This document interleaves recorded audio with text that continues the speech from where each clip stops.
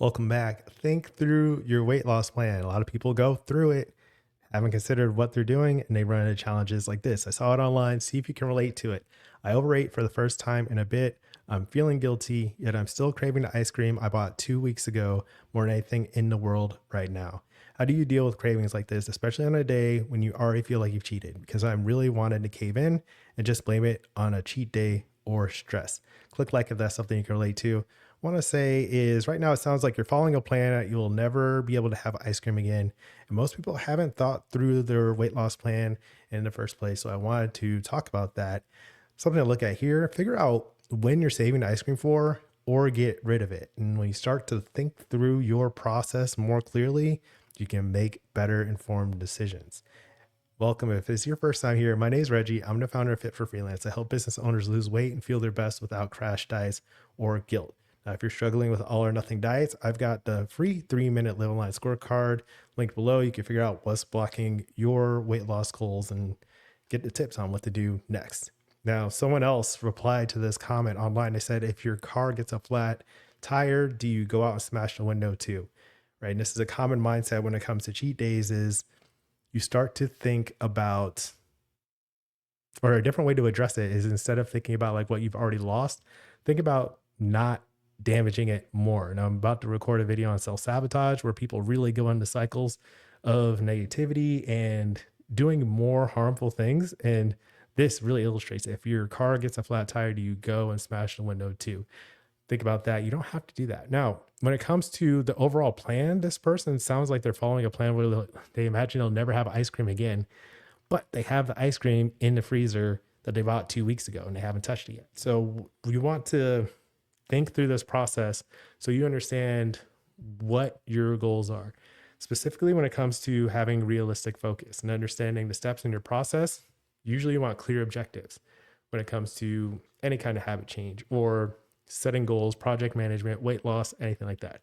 To do that, you need specific, measurable, achievable, relevant, and time-bound goals.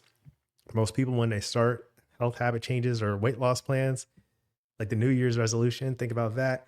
They just say, I'm going to cut out all sugar forever, right? And then that forever or not having a time-bound thing makes it more difficult than it has to be because you haven't thought through it, right? Are you going to just lose the weight over the next 6 months, and then once you hit the weight, you're going to start integrating those foods again? You want to be clear on that. Or are you going to have those foods a couple of times a week and just have smaller portions? You want to know what specifically you're going to do differently in order to change your habits and get the results that you want. If you don't set it up correctly, then you're going to run into situations where one slip up, one small mistake ends up in like a total crash out, or a cheat day turns into a cheat week. And then you find out you're starting over on Monday or the first of the month, or you're waiting all the way until January 1st to start over. So what we want to do is take the time to think through our plan. Now, this is a 3-part process that I usually talk about: vision, understanding why you're making a change that you want. The key question I like to ask on the channel: what does a healthy, fulfilling life of your dreams look like? Now, it's probably not to never have ice cream again. It's probably something like, I want to have ice cream in a way that doesn't block my health goals, or I want to lose weight and I feel like eating less ice cream will support that because it has less sugar and less fat. When I'm eating less sugar and fat when I'm eating less ice cream, right? So knowing that vision is going to be a big driver and motivation. That way you don't just make a mistake and then feel bad about it, feel guilty and wondering if something's wrong with you. You don't have to do that. Vision first, then focus, what I talked about earlier: specific, measurable, achievable, relevant, time bound. Relevance, it's a big thing for a lot of people. If you like ice cream, then it's not really relevant for you to have a diet or you can never have ice cream.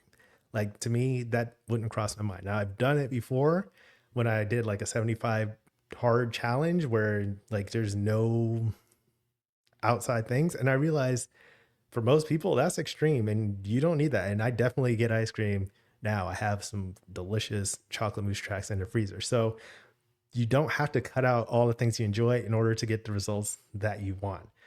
Focusing on the right things that are relevant to you, that you can follow up with in a timely manner, that's the secret to having realistic focus. And practice is a third part. Recognizing that, if you made a mistake or you feel like you had a cheat day or you broke a rule, you want to first make sure you have those specific rules. But if you had a food rule that you didn't follow through on, you want to be able to assess that and look through and see what happened and make adjustments to either your plan or how you adjusted to your environment.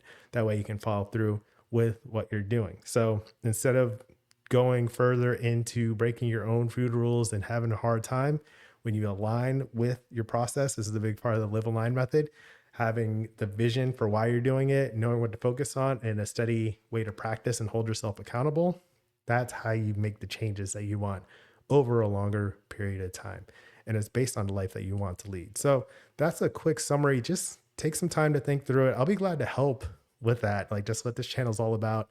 That's what Fit for Freelance and Live Align method is all about. You can take that scorecard below to get started, learn more about that process on your own. That's a free scorecard. So just take a look and let me know what you think in the comments. Next, you can watch, is it okay to have a cheat day? I talk about this quite often on this channel because the crash dice and the guilt really just bother me. And that's what I'm trying to help you get past. So watch that. I'll put that video here. That's today's message. As always, keep practicing. Peace.